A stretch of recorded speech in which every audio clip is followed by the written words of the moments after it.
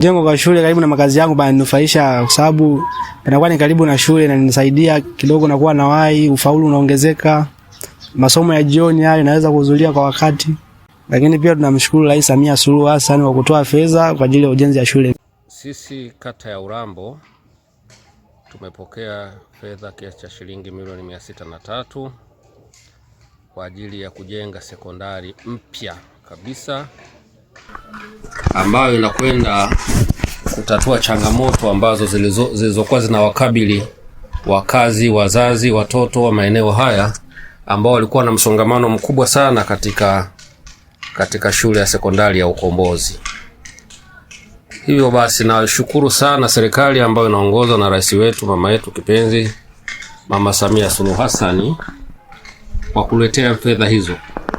Fedha hizo angeweza kuzipeleka sehemu nyingine, lakini hapana, ameona azilete katika wilaya ya Urambo, tena kata ya Urambo.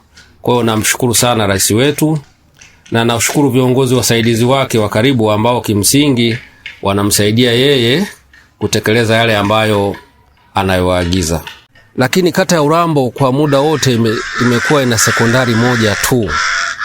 Hii sekondari moja ya Ukombozi imekuwa imezidiwa, kwa lugha nyepesi niseme kwamba haikidhi mahitaji kabisa ya watoto wanaojitokeza kufaulu kwenda katika shule hiyo. Kwa hiyo faida kubwa watakayopata watoto, kwanza watapata urahisi wa kuwa karibu na maeneo yao.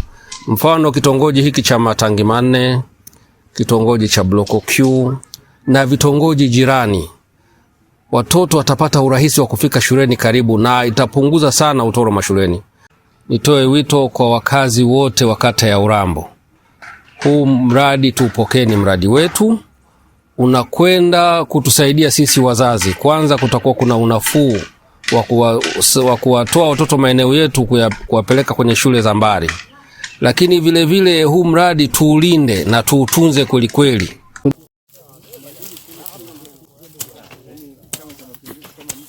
Tulipojitokeza kuja kujitolea hapa, bado hata pale tulipopewa soko tuungamane kuja